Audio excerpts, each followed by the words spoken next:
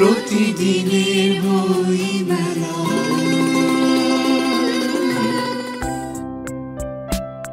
মেলায় কথা হলো মনোবিজ্ঞানী ও লেখক আলিয়া আজাদের সাথে। তিনি আমাদের সাথে তার নতুন বই নিয়ে কথা বলেন।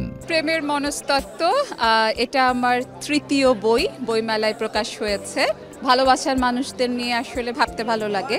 আর কিছুদিন আগে যেহেতু ভ্যালেন্টাইন্স ডেটাও গেল, সো এই বইটা আসলে আমি না ভালোবাসার মানুষদের যেন কিছুটা নৈতিকতা শিখতে পারি, ভালোবাসাটাকে যেন পবিত্র হয়ে যেন আমরা ভালোবাসতে পারি, এবং ভালোবাসাটা যেন দিনে দিনে শেষ না হয়ে যায়, আমাদের লাইফে যেন এটা রয়ে যায় এবং আরও সুন্দর করে আমরা ভালোবাসতে পারি, সেই জন্য আসলে সেটার আলোকে বইটা আমি লিখেছি।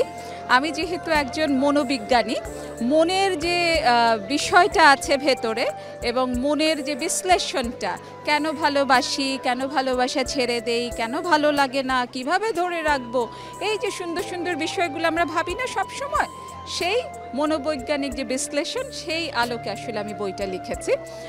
আপনারা পড়লে আপনাদের ভালো লাগবে অবশ্যই। এটা এখন বইমেলায় চলছে এবং বইমেলার যে আদর্শ প্রকাশনী আছে আপনার প্যাভিলিয়ন 26, সেইখানে আপনারা বইটা পেতে পারেন। আমার মনে হয় যে ইদানিং যে আমাদের টিনেজার যে বাচ্চাগুলো আছে বয়সন্ধিকালের, আসলে আমাদের নজরে তো সব বাচ্চাই মনে হয়, সো আমাদের যে বয়সন্ধিকালের সন্তানেরা আছে, ইউনিভার্সিটি পড়ুয়া সন্তানেরা আছে, তারা যদি এটা পড়ে, তাদের আমার মনে হয় যে তারা কিছুটা উপকৃত হবে।